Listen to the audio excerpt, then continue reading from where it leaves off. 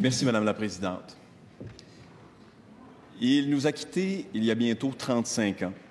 Malgré le temps qui passe, on sent toujours au sein de la population du Québec une sincère affection et un immense respect pour le fondateur de notre parti, le fondateur du Parti québécois, René Lévesque. Les plus âgés d'entre nous s'en souviennent avec émotion, enthousiasme, admiration, avec nostalgie peut-être. Il parle du temps où les politiciens avaient de l'ambition pour la nation, étaient authentiques, incorruptibles et parlaient avec leur cœur. Les plus jeunes, eux, sont curieux. Ils se demandent avec raison, mais qu'est-ce qui peut bien faire en sorte qu'un personnage dont on va souligner le 100e anniversaire de naissance, le 24 août prochain, soit aussi unanimement salué? Ils se demandent comment se fait-il qu'on en revienne invariablement à René Lévesque lorsqu'on parle de probité, d'authenticité, de courage, de vision aussi. Évidemment, sa carrière, ses réalisations, sa contribution à l'édification du Québec moderne parlent d'eux-mêmes.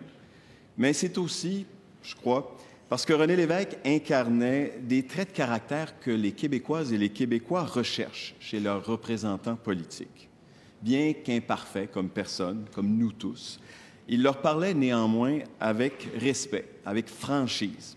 Il ne se défilait pas.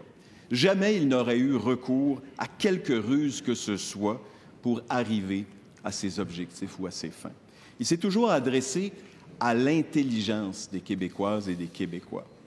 À travers les hauts et les bas de son parcours politique, il n'a jamais tourné les coins ronds au fil d'une explication. Il était franc, nuancé, pédagogue. Il n'a jamais tourné le dos non plus à ses idéaux, ses valeurs et ses convictions.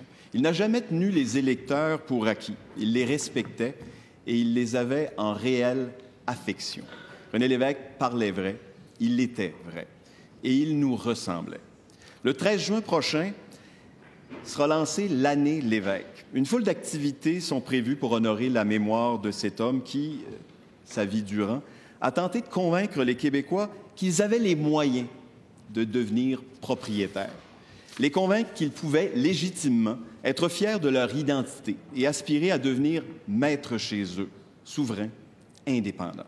Les convaincre qu'ils pouvaient se gouverner par eux-mêmes, dans leur meilleur intérêt et au bénéfice des générations à venir. Quoi qu'en disent les rabat-joie, les étais-noirs ou les défaitistes, l'indépendance du Québec demeure une question hautement d'actualité.